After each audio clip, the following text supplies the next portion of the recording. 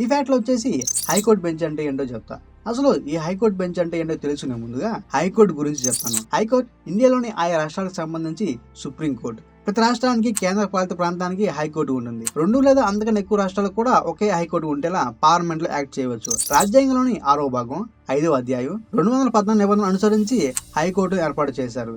ఇండియాలో మొత్తం 25 హైకోర్టులు ఉన్నాయి. ఇప్పుడు హైకోర్టు బెంచ్ అంటే ఏంటో చెప్తాను. హైకోర్టు బెంచ్ అంటే మెరుగైన న్యాయ నిర్వహణ కోసం విస్తరించిన శాఖ అని చెప్పుకోవచ్చు. హైకోర్టుకు మరొక ప్రాంతంలో ఏర్పాటు చేసిన విభాగం లేదా శాఖనే ఆ హైకోర్టుకు సంబంధించి బెంచ్ అని అంటారు. ఎగ్జాంపుల్ కి మధ్యప్రదేశ్ మెయిన్ హైకోర్టు జబల్పూర్ లో ఉంది. ఆ రాష్ట్రంలోని ఇండోర్, గ్వాలియర్ లో ఉన్న హైకోర్టు బెంచ్లను బ్రాంచెస్ గా చూడాలి. అంటే హైకోర్టు హెడ్ ఆఫీసులు కాకుండా వేరే చోట హైకోర్టు సిట్టింగ్లు కేసుల పరిధితో పాటు ఇతర కోర్టు సేవలు నిర్వహించేవే హైకోర్టు బెంచ్లు. బెంచ్ అనేది కోర్టు లేదా జడ్జి లేదా జడ్జెస్ కోర్టులో కూర్చునే ప్లేస్. హైకోర్టు బెంచ్లు ఎలా ఉంటాయంటే, ఒక హైకోర్టు బెంచ్లో ఏదైనా కేసును ఒక న్యాయమూర్తి విచారిస్తే దానిని సింగిల్ బెంచ్ అంటారు. 2 న్యాయమూర్తులు విచారిస్తే దానిని డివిజన్ బెంచ్ అంటారు. అదే 3 న్యాయమూర్తులు అయితే ఫుల్ బెంచ్ అని, 5 లేదా అంతకంటే ఎక్కువ మంది న్యాయమూర్తులు ఉంటే దానిని రాజ్యాంగ ధర్మాసనం అని అంటారు. మారుమూల ప్రాంతాల్లో లేదా ఆ రాష్ట్ర పరిధిని దాటి మరో ప్రాంతంలో కొన్ని ప్రత్యేక కేసుల నిమిత్తం ఏర్పాటైన బెంచ్లను సర్క్యూట్ బెంచ్ అంటారు. అంటే మరో ప్రాంతంలో ఆ కేసును విచారించడానికి ఒక న్యాయమూర్తి ఆ ప్రాంతానికి వెళ్తారు. విడివిడిగా single bench, division bench, full bench, రాజ్యాంగ ధర్మాసనం, సర్క్యూట్ బెంచ్ అనే పేర్లు ఉన్నప్పటికీ వీటన్నిటిని కలిపి లేదా ఈ న్యాయమూర్తి అందరికీ కలిపి స్థూలంగా బెంచ్ అంటారు. రాజ్యాంగంలోని ఆర్టికల్ 145(3) ప్రకారం రాజ్యాంగ వివరణ అవసరమైన విషయాలను విచారించడానికి 5 మంది న్యాయమూర్తులకు కూడిన బెంచ్ ని రాజ్యాంగ బెంచ్ అంటారు. దీన్ని స్పెషల్ బెంచ్ అని కూడా అంటారు. అలాగే ప్రజా ప్రాముఖ్యం ఉన్న చట్టపరమైన ప్రశ్నలకు సాల్వ్ చేసేందుకు 3 జడ్జెస్ తో ఏర్పాటు చేసే బెంచ్ ను ఫుల్ బెంచ్ అంటారు. ఇప్పుడు హైకోర్టు బెంచ్ ఉండడం వల్ల వచ్చే ప్రయోజనాలు ఏంటో తెలుసుకుందాం. 1. లీగల్ సర్వీస్ ను పొందేందుకు ట్రావెల్ చేయాల్సిన దూరం తగ్గుతుంది. హైకోర్టు బెంచ్ లోకల్ గా ఉండడం వలన ప్రజలు తమ న్యాయ వ్యవస్థను పరిశీలించుకోవడం కోసం రాజధాని వరకు ట్రావెల్ చేయాల్సిన అవసరం ఉండదు. ఇది న్యాయ సౌకర్యాలను అందుబాటులోకి తెస్తుంది. ఎగ్జాంపుల్ కు అనంతపురం ఒక వ్యక్తి కేసు నిమిత్తం అమరావతిలోని హైకోర్టుకి రావాలంటే 450 కిలోమీటర్ల మేర ప్రయాణించాల్సి ఉంటుంది. దీనికి చాలా సమయం అలాగే డబ్బు ఖర్చు అవుతుంది. అదే కర్నూలు బెంచ్కి వెళ్లాలంటే 150 కిలోమీటర్ ప్రయాణంతో సరిపోతుంది. 2. లోకల్ లా ఎన్ఫోర్స్మెంట్ ఇంప్రూవ్ అవుతుంది. అలాగే ప్రాబ్లమ్స్ చాలా ఫాస్ట్ గా పరిష్కారం అవుతాయి. 3.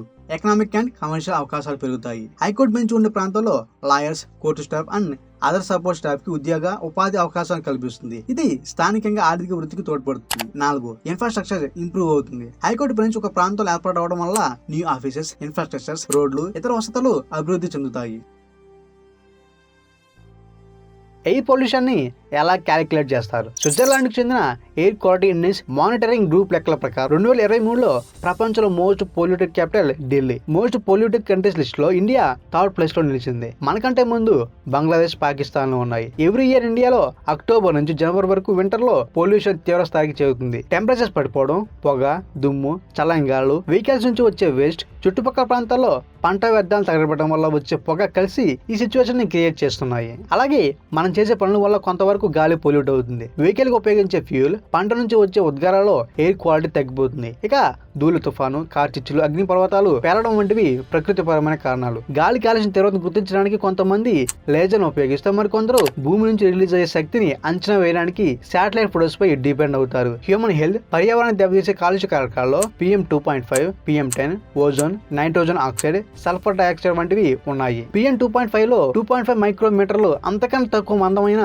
ఫైన్ పార్టికల్స్ ఉంటాయి. వీటి వల్ల హెల్త్ పై తీవ్ర ప్రభావం ఉంటుంది. ఈ ఫైన్ పార్టికల్స్ మన బ్లడ్ వెసల్స్ లోకి ప్రవేశించి అనేక రకాల ఆరోగ్య సమస్యలు కలిగిస్తాయి. Air quality index scale 0 level నుంచి 500 వరకు ఉంటుంది. ఎయిర్ క్వాలిటీ ఇండెక్స్ 0 ఉంటే గాలిలో ఎలాంటి కాలుష్యం లేదని అర్థం. 500 ఉంటే ప్రజల ఆరోగ్యం ప్రమాదంలో ఉన్నట్లు లెక్క.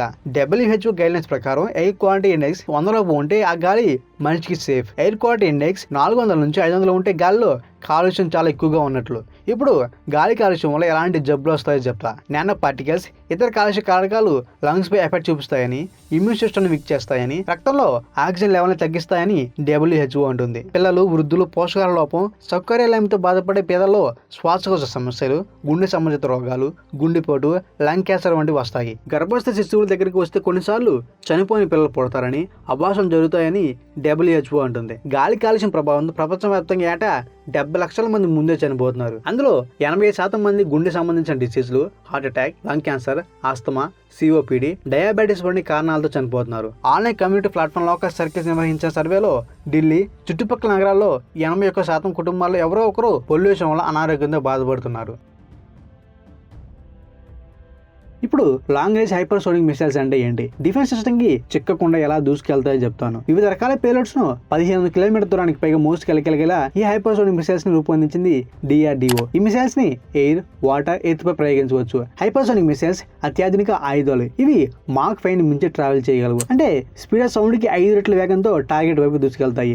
గంటకు 3400 మైళ్ళు అంటే కిలోమీటర్స్ లో 5471 కిలోమీటర్లు. సెకండ్ కు 1 నుంచి 5 మైళ్ళ ట్రిప్ తో ఈ మిసైల్స్ ట్రావెల్ చేయగలవు. హైపర్సోనిక్ అనే కేటగిరీ వెహికల్స్ అత్యధికంగా మాక్ 25 అంటే సుమారు గంటకు 17,500 మైళ్ళు, దాదాపు 28,160 కిలోమీటర్ వేగాన్ని రీచ్ అవ్వగలవు. At the same time subsonic missiles speed of sound ని దాటి ట్రావెల్ చేయలేవు. సూపర్ సోనిక్ మిసైల్స్ ధ్వని వేగానికి 2 నుంచి 3 రెట్ల వేగంతో ప్రయాణించగలవు. మిసైల్ లేదా ఏరోప్లేన్ ఎంత వేగంగా వెళ్తుందో చెప్పడానికి దాని వేగాన్ని ధ్వని వేగంతో కంపేర్ చేసి చూస్తారు. ధ్వని వేగాన్ని ప్రామాణికంగా మాక్ లో కొలుస్తారు. ఒక మాక్ అంటే గంటకు సుమారు 1235 కిలోమీటర్లు. ప్రస్తుతం 3 రకాల హైపర్సోనిక్ మిసైల్స్ ఉన్నాయని అట్లాంటిక్ కౌన్సిల్ తన రిపోర్ట్ లో పేర్కొంది. అవి 1 Boost glide, 2 air breathing, 3 gun launch. Cruise, ballistic, hypersonic missiles మధ్య డిఫరెన్స్ ఏంటో చెప్తాను. క్రూయిజ్ మిసైల్స్ అనేవి ఎర్త్ సర్ఫేస్ కి దగ్గర ఎగురుతూ తక్కువ దూరంలో ఉన్న టార్గెట్స్ ను ఛేదించగలవు. బాలిస్టిక్ మిసైల్స్ ఎర్త్ అట్మాస్ఫియర్ నుంచి బయటికి వెళ్లి వేల కిలోమీటర్ల దూరంలో ఉన్న టార్గెట్స్ ను కూడా పేల్చగలవు. ఏరోడైనమిక్స్ ఫోర్స్ ఉపయోగించి ఇవి తమ దారిని రీడైరెక్ట్ చేయగలవు.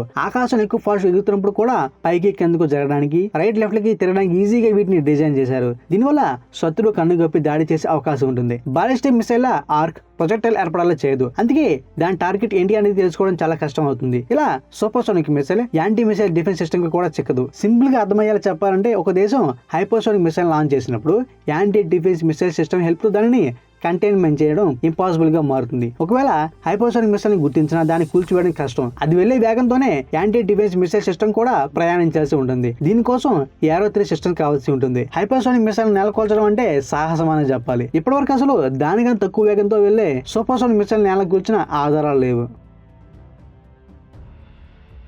ఈ ఫ్యాట్ లో వచ్చేసి దిండు కవర్ ఎన్ని డేస్ కి చేంజ్ చేయాలో చెప్తాను. అలాగే చేంజ్ చేయకపోతే ఏమవుతుందో చెప్తాను. చెమట, లాలాజన్, డెస్కిన్ సెన్స్ తో నిండిన పరుపులు, దుప్పట్లు, దిండ్లు ఇవి సూక్ష్మ క్రిములు అభివృద్ధి చెందడానికి సూటబుల్ ప్లేసెస్. ఎగ్జాంపుల్ గా దుమ్ము పురుగులను తీసుకుందాం. రోజు 50 కోట్ల చర్మ కణాలు మన శరీరం నుంచి ఊడిపోతాయి. డస్ట్ మైట్లకు ఇది విందు భోజనం లాంటిది. ఆ పురుగుల కారణంగా, వాటి విసర్జితాల కారణంగా మనకు అలర్జీ, ఉబ్బసం, ఎగ్జిమా లాంటి ప్రాబ్లమ్స్ వచ్చే ఛాన్సెస్ ఎక్కువ. బ్యాక్టీరియా అనేది ప్రజల స్కిన్ మైక్రోబయోమ్ లో భాగంగా ఉంటుంది. ఇవి పెద్ద సంఖ్యలో చర్మం నుంచి ఊడిపోతూ ఉంటాయి. ఈ బ్యాక్టీరియా ప్రమాదం కానప్పటికీ ఇవి బయట గాయాల ద్వారా శరీరంలోకి ప్రవేశిస్తే తీవ్రమైన అనారోగ్యానికి కారణమవుతాయి. 2013లో American bed company Amerisleep ఒక వారం పాటు ఉతకన దిండు కవర్లపై నుంచి నమూనాలు సేకరించగా వాటిపై చదరపు అంగుళానికి 30 లక్షల బ్యాక్టీరియా ఉన్నట్లు గుర్తించారు. ఇది సగటు టాయిలెట్ సీట్ మీద ఉండే దానికంటే 17,000 రెట్లు ఎక్కువ. రాత్రిపూట మా తలలో నుంచి చెమట కారడం వల్ల ఈ ఫంగస్ దిండులో చేరుతుంది. మనందరి పడకలో దుమ్ము పురుగులు ఉంటాయి. ఈ దుమ్ము పురుగు విసర్జితాలే ఫంగస్ కి ఫుడ్. మీరు తల పెట్టుకోవడం వల్ల ఆ దిండు వెచ్చగా ఉంటుంది. దాంతో అందులో తేమ ఉంటుంది, ఆహారం ఉంటుంది, వెచ్చదనం ఉంటుంది. కాబట్టి బాగా వృద్ధి చెందుతాయి. మన దిండ్ల కవర్ను చాలా రేర్ గా ఉతుకుతాం కాబట్టి ఫంగస్ ఎలాంటి ప్రాబ్లం లేకుండా